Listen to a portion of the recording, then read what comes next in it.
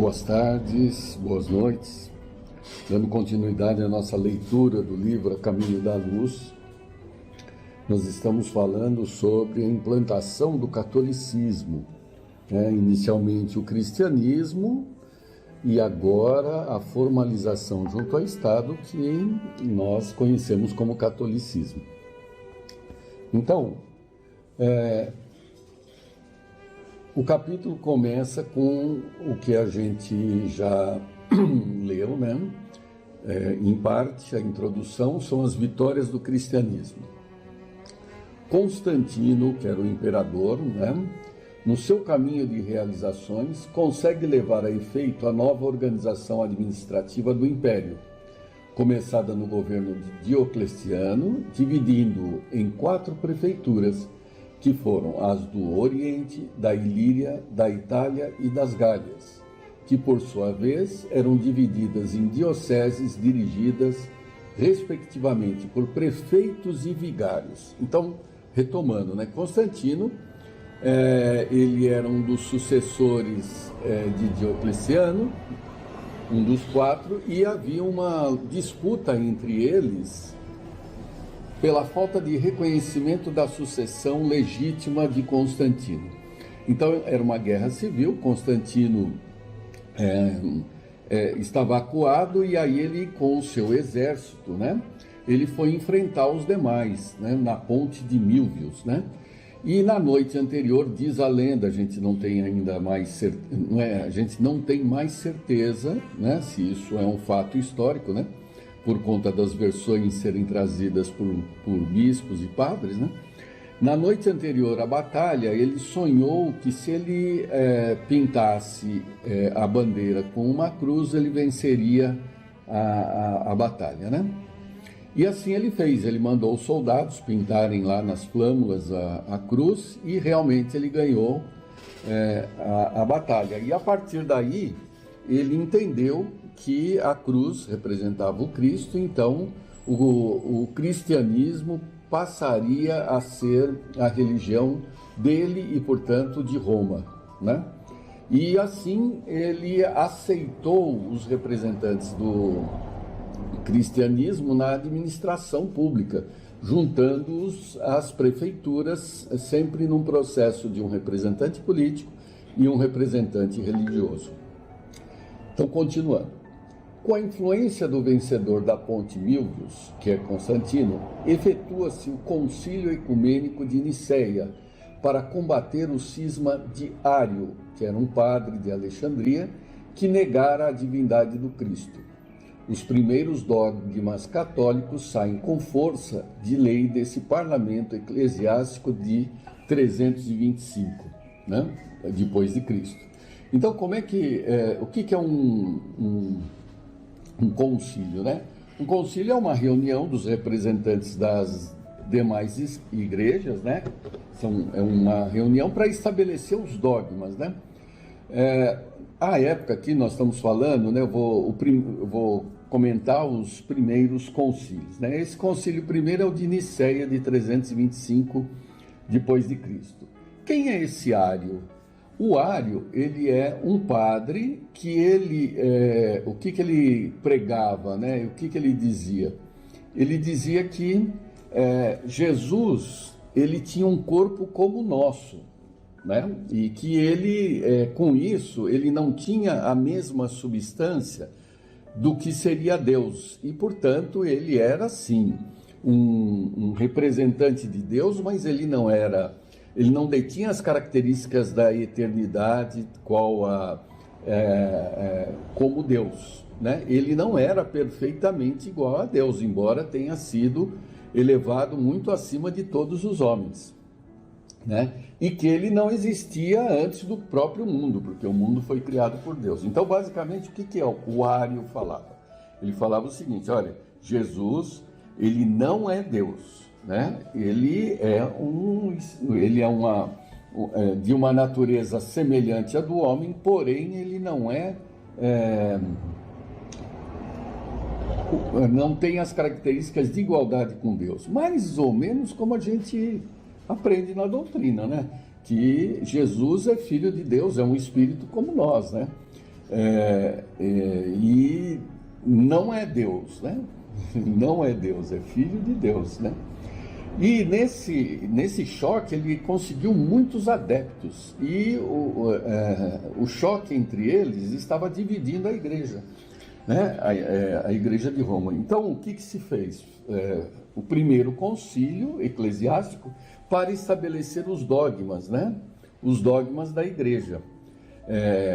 Daí que surge o embrião dessa história da Trindade, da Santíssima Trindade, uma coisa só, né? O Pai, o Filho e o Espírito Santo. E quem é o grande imperador aí que mantém isso tudo é Constantino, né? Ele tenta, por todas as formas, colocar esses dois pensamentos unidos para manter a igreja como um todo, né? Ário, né, era o nome dele. Arianista era quem seguia suas ideias. Não tem nada a ver com ariano. Ariano é aquele povo indo-europeu que se estabeleceu nas planícies iranianas, né, 3.000 anos antes de Cristo. É uma outra condição. Então, não confundirmos ário com ariano, né?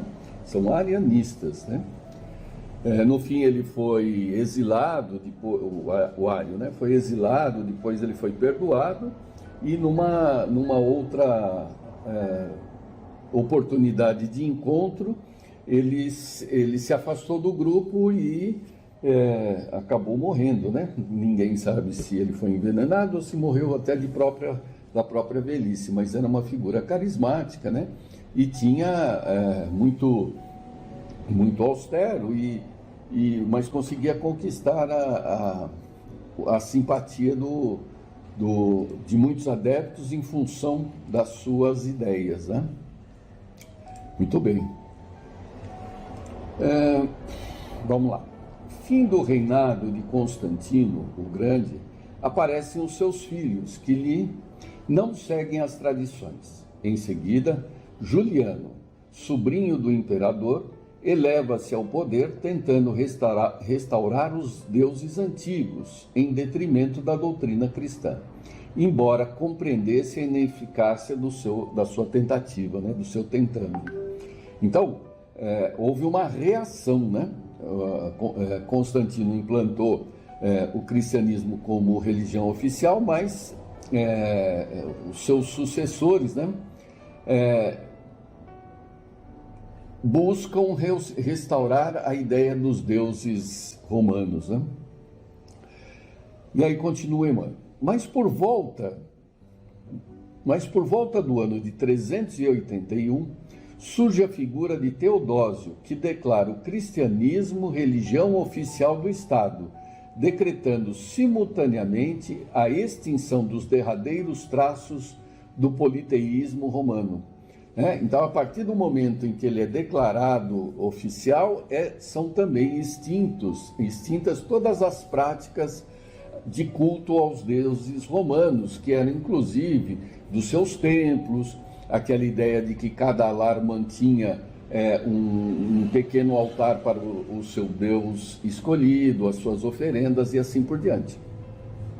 É então que todos os povos reconhecem a grande força moral da doutrina do crucificado, pelo advento da qual milhares de homens haviam dado a própria vida no campo do martírio e do sacrifício, vendo-se o imperador em 390 ajoelhar-se humildemente aos pés de Ambrósio, bispo de Milão, a penitenciar-se das crueldades com que reprimira a revolta dos Tessalonicenses.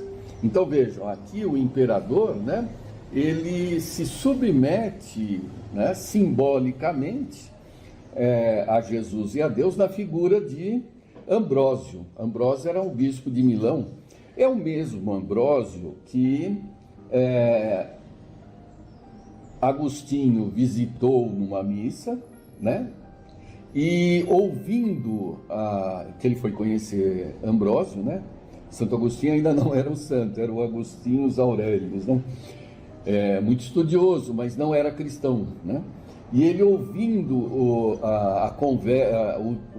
sermão de Ambrósio, né, nos 3 exemplos que Ambrósio traz de Jesus de deixar as coisas da terra na terra, as 3 passagens evangélicas sobre isso. Então Agostinho, após aquele sermão, ele se converte ao cristianismo, né? Esse mesmo Ambrósio, bispo de Milão. Muito bem. É interessante que nesta época aqui é uma convergência de várias figuras conhecidas nossas, né? No final do Império Romano, né? Final aí já a transição, né? Nós estamos falando de 381 depois de Cristo, né? Uma transição muito interessante, né?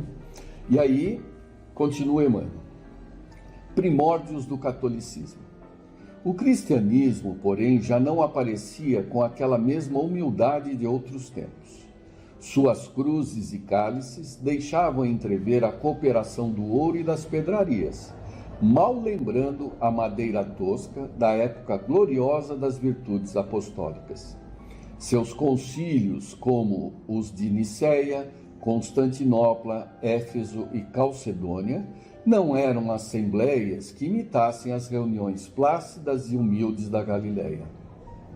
A união com o Estado era motivo para grandes espetáculos de riqueza e vaidade orgulhosa, em contraposição com os ensinos daquele que não possuía uma pedra para repousar a cabeça dolorida. Então, esses concílios, né, que eram essas reuniões, eles estabeleciam os dogmas para justamente tentar unificar os discursos, né, os ensinamentos. E foram aqui, ó, o primeiro concílio foi em 325, né, como a gente comentou aí, que era para tentar acabar com a distensão diária, né? Depois, em 381, né, aí no decreto da religião oficial, foi o concílio de Constantinopla. Constantinopla, lembre-se, é aquela cidade que Constantino fundou, né? E é maravilhosa, é um brinco, né? A cidade é linda, hoje é Istambul, né? Esse concílio foi em 381. E o primeiro concílio de Éfeso, em 431. Então, veja, a sequência é grande. Depois, o outro que ele comenta é o concílio de Calcedônia, em 451. Depois desta época, né, só vai acontecer o segundo concílio de Constantinopla em 553. Também é um outro episódio com outras figuras históricas que conhecemos. Mas vamos nos ater aqui.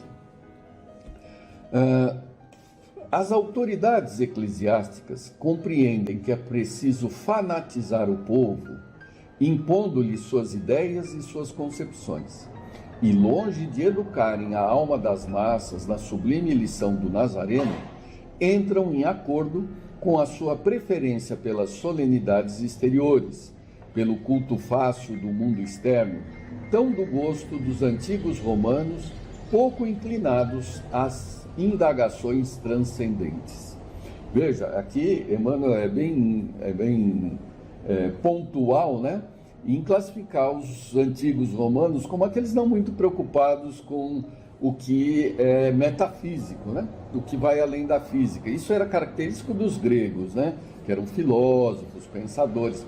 Já os romanos não, eles são pragmáticos, eles são práticos, né, são sistemáticos pela própria condição de imperadores, né, é um império, eles estão acostumados a decidir e não necessariamente resolver, né? Quando a gente vai tomar uma decisão, você pode decidir ou resolver. Decidir é sim ou não, né? Basicamente é o caminho. Resolver é uma outra coisa, é uma situação mais problemática. Então, para a gente, às vezes, resolver, demoramos muito mais para decidir, né? Os romanos, eles têm esse pragmatismo, essa decisão, sim, não, sim, não, sim, não, né? Isso depois nós vamos comentar os reflexos disso hoje, né? A Igreja de Roma.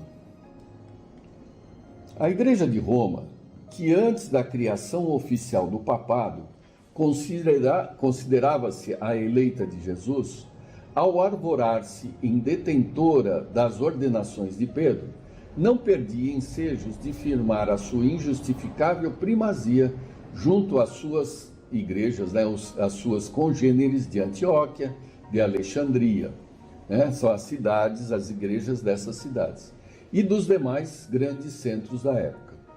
Herdando os costumes romanos, está falando da igreja de Roma, e suas disposições multisseculares, procurou um acordo com as doutrinas consideradas pagãs pela posteridade, modificando as tradições puramente cristãs, adaptando textos, improvisando novidades injustificáveis e organizando finalmente o catolicismo sobre os escombros da doutrina deturpada. É comum, nós conhecemos a figura do sincretismo, né? Sincretismo religioso, é pegar um pouquinho daqui, um pouquinho de lá, fazer uma saladinha e adotar como uma religião, uma seita ou qualquer coisa assim. Isso foi a base da criação do catolicismo, né? Nessa ideia de contentar a maioria, de fazer concessões, de buscar conviver na água morna, construiu-se um monte de ideias que se converteram em dogmas inquestionáveis, né? Você não questiona por quê? Qual é a causa da adoção daquele dogma? Ela é meramente convencional, ela não é racional, né? É para acomodar os interesses, tal qual um império. Um império, ao invadir uma outra civilização, o que ele faz? Ele não se impõe nas armas. Se ele for inteligente, o que ele tenta cooptar esses invasores, as lideranças, fazendo concessões, distribuindo poderes, e assim ele mantém a unidade da conquista, né? Se ele ressaltar a diversidade, em breve aquilo vai romper. Então ele, em nome da união, se faz concessões. Isso é perigoso, é um conceito muito comum, né? Individualmente, coletivamente, mas é complicado, né? Eu gravei essa semana, né, uma frase de André Luiz, né? Seja firme sem fanatismo e flexível sem covardia, né? Só decorando mesmo de André Luiz, porque a gente é incapaz de estabelecer esses limites, né? Então, sejamos firmes sem fanatismo, né? E flexíveis sem covardia. Continua Emmanuel. Os bispos de Roma, abusando do fácil entendimento com as autoridades políticas do Estado, impunham suas inovações arbitrárias, contrariando as sublimes finalidades do ensinamento daquele que preconizara a humildade e o amor com os grandes caminhos da redenção.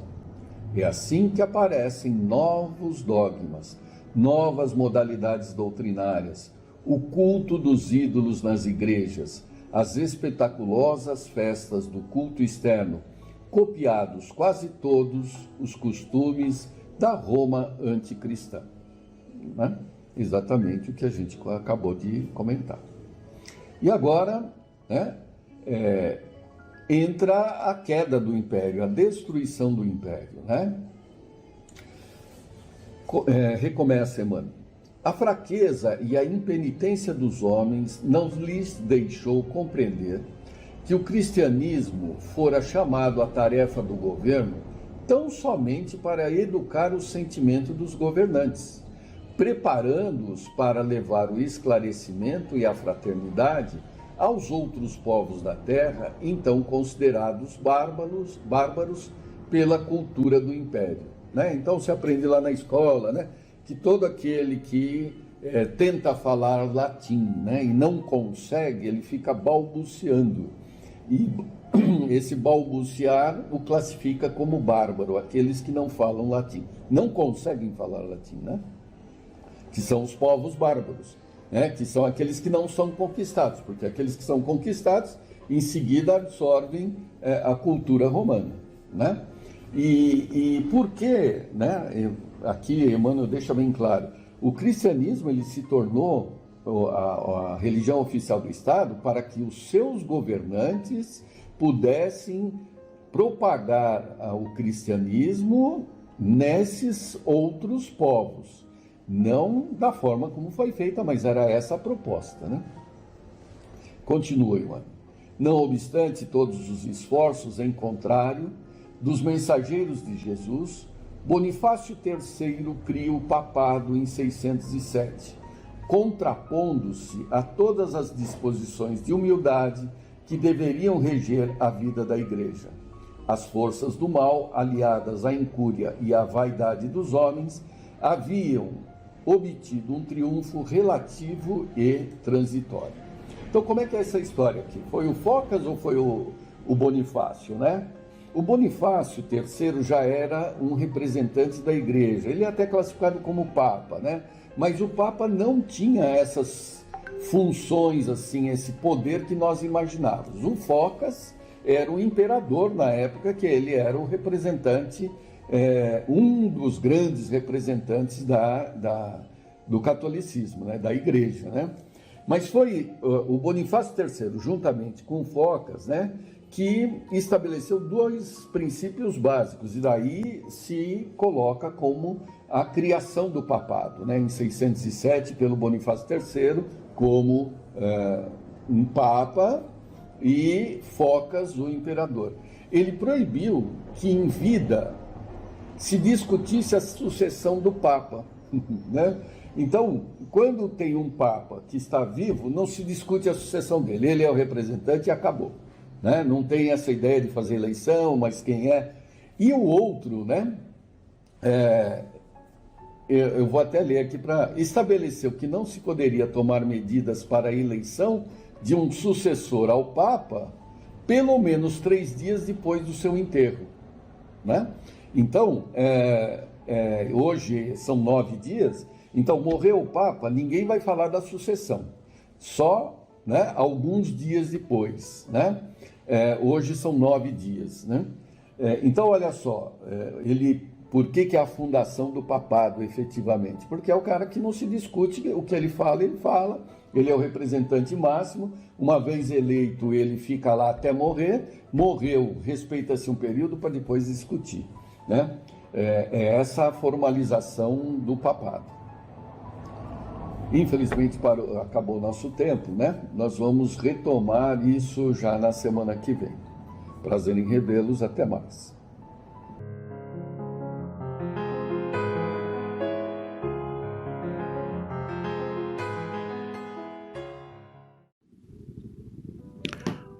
Olá, como vão todos? Espero que todos estejam bem, que todos estejam em paz. Vamos iniciar a palestra doutrinária de hoje com a prece que Jesus nos ensinou. Pai nosso, que estais nos céus, santificado seja o vosso nome. Venha a nós o vosso reino. Seja feita, Pai, a tua vontade, assim na terra como nos céus. O pão nosso de cada dia dai-nos hoje. Perdoa, Senhor, as nossas dívidas, na medida em que perdoamos os nossos devedores. Não nos deixes cair em tentação e livra-nos de todo o mal.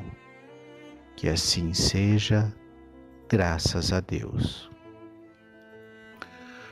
Nós finalizamos a nossa última palestra, e essa aqui é uma sequência da palestra anterior, tratando do capítulo da Gênese, que fala sobre a nossa interpretação sobre Deus, né? Então, o capítulo da Gênese é o capítulo 2, né? E trata da providência, né? Kardec, a gente já vem lendo desde o item 20, né? Lemos aí até o item 25, e Kardec, no item 25, ele coloca pra gente que ele tem uma concepção para não materializar a divindade, né? Então ele diz o seguinte no item 25, que nós vamos reler. Longe de nós a ideia de materializar a divindade, a imagem de um fluido inteligente, universal evidentemente não passa uma comparação apropriada a dar de Deus uma ideia mais exata do que os quadros que o apresentam sob uma figura humana. Destina-se esta ideia a fazer compreensível a possibilidade que tem Deus de estar em toda parte e de se ocupar com todas as coisas. Então você percebe nessa frase de Kardec que a ideia de fluido, né, que ele passa nos itens anteriores é simplesmente para que a gente tenha uma noção, uma figura que seja mais compreensível para nós dessa possibilidade de Deus estar em todos os lugares, né, ser onipresente e estar ciente de todos os nossos pensamentos e de todas as nossas ações. Por isso que ele faz a comparação com um fluido que interpenetra todas as coisas e que está presente em todos os lugares. Mas que isso não nos leve a crer que Deus é feito de algum tipo de matéria quintessenciada, porque um dos atributos da divindade é que Deus é imaterial e, portanto, não está sujeito a nenhum dos limites da matéria, seja ela quintessenciada ou não. Ainda é difícil para a nossa inteligência conseguir compreender esse tipo de ideia, mas a gente deve se esforçar nesse sentido. Continuando então a leitura, a gente vai passar agora para a leitura do item 26 e seguintes. No item 26. Temos constantemente sobre as nossas vistas um exemplo que nos permite fazer ideia do modo pelo qual talvez se exerça a ação de Deus sobre as partes mais íntimas e mais ínfimas de todos os seres e, conseguintemente, do modo pelo qual lhe chegam as mais sutis impressões da nossa alma. Esse exemplo nós vamos tirá-lo de certa instrução que a tal respeito deu um espírito. E aí nós vamos para a leitura do item 27, que é essa instrução que o espírito deu. Item 27. O homem é um pequeno mundo que tem por diretor o seu próprio espírito e por dirigido o corpo e os elementos do seu corpo. Nesse universo, o corpo representará uma criação, cujo Deus seria o próprio espírito. Então, o espírito começa com essa frase a fazer uma comparação entre a criação do universo, né? E ele está diminuindo essa criação para um universo que a gente compreende de forma mais tranquila, que seria a criação do nosso próprio corpo, né? Então, como é que o nosso corpo é criado? Ele é criado sendo dirigido pela mente do espírito que vai habitar aquele corpo. Então é nesse sentido que o Espírito está fazendo essa comparação entre a criação divina, que é a criação do universo como um todo, comparando essa criação com a criação do nosso corpo físico, que é feito por nós em espírito.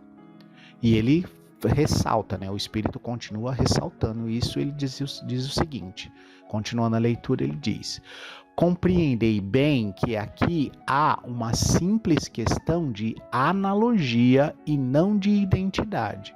Então, da mesma forma que Kardec, o Espírito, na colocação dele, tenta nos mostrar que isso é simplesmente uma comparação para facilitar o nosso entendimento, que não é para a gente ter a ideia fixa na cabeça de que é assim que as coisas são. Mas vamos dar continuidade à leitura para tornar ela mais clara. Os membros desse corpo, suas células e os diferentes órgãos que o compõem, os músculos, os nervos, as articulações, são outras tantas individualidades materiais, se assim se pode dizer, localizadas em pontos especiais do referido corpo.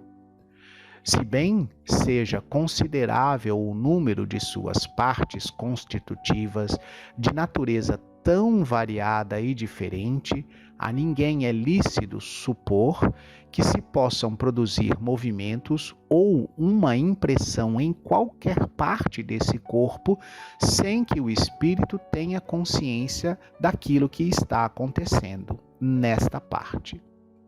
Há sensações diversas em muitos lugares simultaneamente. O espírito as sente todas, distingue e analisa, assina a cada uma dessas sensações a causa determinante e o ponto em que se produziu, tudo por meio do fluido do perispírito. Análogo fenômeno ocorre entre Deus e a criação. Deus está por toda parte na natureza, como o espírito está em toda parte do corpo.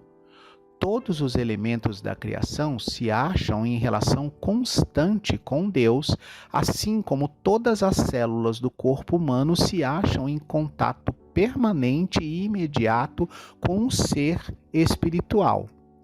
Não há, pois, razão para que fenômenos da mesma ordem não se produzam de maneira idêntica num e noutro caso.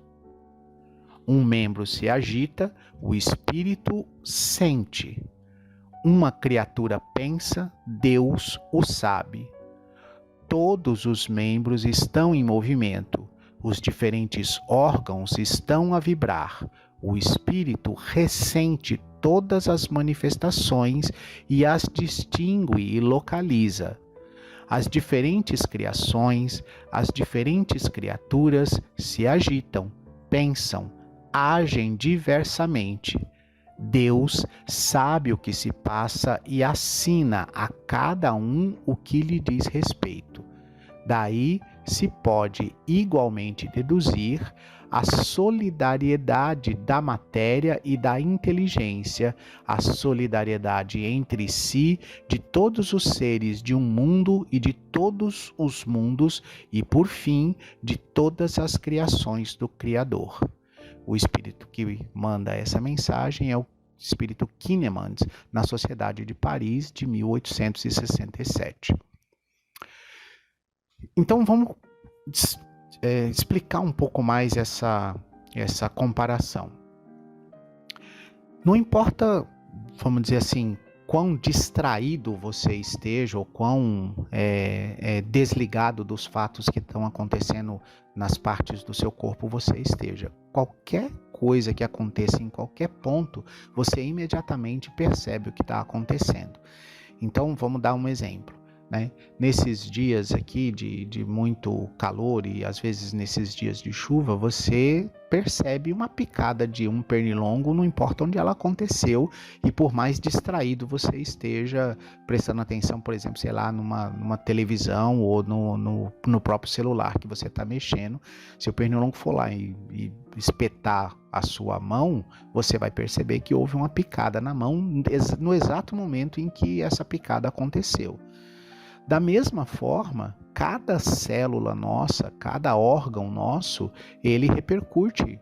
A gente não está vendo o que está acontecendo dentro do nosso organismo, mas a dor de um órgão que está com algum problema faz a gente entender que tem alguma coisa errada, que alguma coisa saiu do contexto ou daquilo que a gente gostaria que tivesse acontecendo, Se um cisco cai no nosso olho sem que a gente tenha percebido que o cisco estava se aproximando, instantaneamente a gente reage, fecha o olho e tenta entender o que foi que aconteceu, o que foi aquilo que caiu no meu olho. Foi só um cisco. Deixa eu piscar várias vezes aqui para corrigir isso, Pegando essas figuras de comparação que eu acabei de demonstrar, assim é Deus. Então, cada criatura, cada ser que se desequilibra ou se desajusta em relação à justiça divina ou à soberania divina, cada ponto desse no universo, não importa onde ele esteja, instantaneamente Deus percebe, sabe e faz. Quando ele diz assina, ele está dizendo que direciona, Assinar aqui no caso da leitura no sentido de direcionar uma ação, né?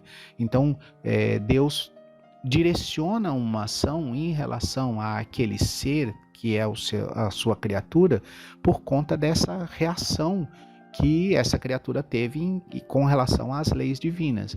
Então, cada desrespeito, cada desequilíbrio, cada ponto que a gente faz que não está de acordo com a lei divina, ele é instantaneamente percebido por Deus e tem uma ação, uma reação, né, imediata para corrigir. Essa ação e essa reação, ela é proporcional, ou seja, ela é ajustada, ela é direcionada numa intensidade e numa potência que tem equilíbrio em relação a cada ser, né? Então, quanto mais esclarecido nós somos, mais a gente vai ser cobrado. E quanto menos esclarecido e mais ignorante a gente é das leis divinas, essa ação ou essa reação das leis divinas em relação a nós vai ser proporcional a essa nossa ignorância. É esse o sentido que ele está querendo dizer. Da mesma forma que a gente, com uma picada de pernilongo, a gente muitas vezes só olha para ver o que foi que aconteceu ou reage tentando passar a mão e ver o que foi aquela picada, porque ela é pequena. Já quando a gente sente uma dor mais aguda, mais intensa, a gente reage com mais intensidade.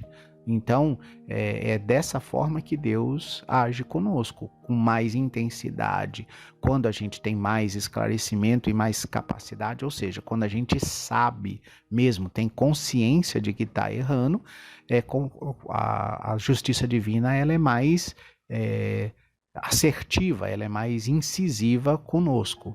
E quando a gente tem menos esclarecimento, então aí a justiça divina releva e dá a oportunidade de você aprender.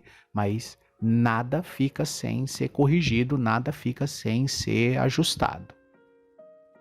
Continuando aqui a leitura. Item 28. Compreendemos o efeito, já é muito. Do efeito, remontamos à causa e julgamos da sua grandeza pela do efeito. Escapa-nos, porém, a sua essência íntima, como a da causa de uma imensidade de fenômenos. Conhecemos os efeitos da eletricidade, do calor, da luz, da gravitação. Calculamos dessas coisas e, entretanto, ignoramos a natureza íntima do princípio que os produz. Será então racional neguemos o princípio divino porque não o compreendemos? Então, o que Kardec está querendo dizer? Todas essas energias, né, a eletricidade, o calor, a luz, a gente consegue medir, né, a gravitação, a gente consegue calcular a força de cada uma dessas coisas, a gente consegue perceber elas, a gente consegue entender elas, mas a gente sabe realmente como a luz se produz? Ou a gente só transforma coisas em luz, né? A gente sabe realmente como o calor se produz? Ou a gente transforma coisas em calor? A gente sabe de onde veio a energia que estava acumulada naquele átomo ou naquela molécula que produziu o calor? Ou a gente só observa os efeitos e os benefícios desse calor, dessa luz, dessa gravitação, dessa eletricidade? Então é isso que ele está chamando a gente para observar nas coisas materiais. Levando isso para as coisas não materiais, no caso, Deus, né? É possível, é fácil da gente imaginar essa força criadora, imaginar essa inteligência das inteligências, apesar da gente não conhecer o princípio, da gente não compreender esse princípio divino. Mas aí só porque a gente não compreende, a gente vai negar que existe? Se está tão na nossa cara, se está tão estampado ao nosso entendimento e à nossa razão? É racional fazer isso? Essa é a pergunta que Kardec deixa no final do item 28. Item 29. Nada obsta a que se admita, então nada bloqueia, nada impede que aqui se admita para o princípio da soberana inteligência um centro de ação, um foco principal a irradiar incessantemente, inundando o universo com seus eflúvios, como o Sol com a sua luz. Mas onde está esse foco? É o que ninguém pode dizer. Provavelmente este foco não se acha fixado em um determinado ponto, como não está a ação desse foco, sendo também provável que percorra constantemente as regiões do espaço sem fim. Se simples espíritos que são criação da divindade, né? Então, se simples espíritos têm o dom da ubiguidade, ou seja, a capacidade de estar em vários locais ao mesmo tempo, ou de se projetar em vários locais ao mesmo tempo, em Deus há de ser sem limites essa faculdade. Então, em Deus, que é infinito, não há limites para essa faculdade de ubiguidade, ou seja, de estar presente em todos os espaços e em todos os lugares. Enchendo Deus o universo, poder-se-ia ainda admitir, a título de hipótese, que esse foco não precisa transportar-se por se formar em todas as partes onde a soberana vontade julga conveniente que ele se produza, donde o poder dizer-se que está em toda parte e em parte alguma. Então, se a gente parar para pensar, Deus estando em todas as partes, né? É como a gente pega, por exemplo, sei lá, a voz de um radialista. Então ele tem um foco, que é de onde ele está emitindo essa transmissão. Mas você ouve ele aonde essa onda de rádio alcançar, aonde essa onda de rádio tiver um receptor, você vai perceber. E a voz vai te parecer nítida como se ela estivesse sendo dita ou falada no mesmo ambiente em que você está, né? Esse é o dom da ubiguidade, né? O espírito ele consegue se projetar em vários ambientes ao mesmo tempo. Deus provavelmente tem essa faculdade num estado sem limite, num estado eterno. É isso que Kardec está nos chamando a refletir. Então, você não precisa ter esse ponto de partida fixo em um determinado espaço do universo. Esse ponto pode ser múltiplo, esse ponto pode ser todo o universo ou toda a criação. Então, como a gente não tem muita condição de entender o que é imaterial, a gente fica colocando limites nessa estrutura imaterial, que na verdade, são limites da matéria e não daquilo que é imaterial. No último item desse texto, ele diz o seguinte, que é o item 30. Diante desses problemas insondáveis, cumpre que a nossa razão se humilhe, ou seja, que a gente se curve, né? Que a nossa empáfia, que a nossa razão, ela se humilhe, significa que a gente se curve, que a gente se dobre, né? E diga, pô, eu não consigo entender isso, eu preciso me esforçar e desenvolver mais a minha capacidade de entendimento para entender isso. E aí ele conclui, Deus existe, disso não podemos duvidar. Deus é infinitamente justo e bom. Essa é a sua essência, ou seja, a essência de Deus. A tudo se estende a sua solicitude. Compreendamos isso. Só o nosso bem, portanto, pode Deus querer, donde se segue que devemos confiar em Deus. Este é o essencial. Quanto ao mais, esperemos que nos tenhamos tornado dignos de compreender, né? Então nós vamos compreender a divindade, nós vamos compreender a Deus quando nossa inteligência e a nossa capacidade de compreensão tiver desenvolvida o suficiente para entender aquilo que é imaterial. E venhamos e convenhamos, a gente ainda tem que se esforçar bastante nesse sentido.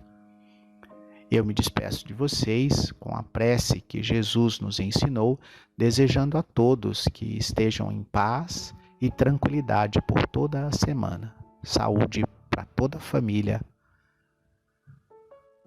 Pai nosso, que estais nos céus, santificado seja o vosso nome. Venha a nós o vosso reino. Seja feita, Pai, a tua vontade, assim na terra como nos céus. O pão nosso de cada dia dai-nos hoje. Perdoa, Senhor, as nossas dívidas, na medida em que perdoamos os nossos devedores. Não nos deixes cair em tentação e livra-nos de todo o mal. Que assim seja, graças a Deus, graças a Jesus.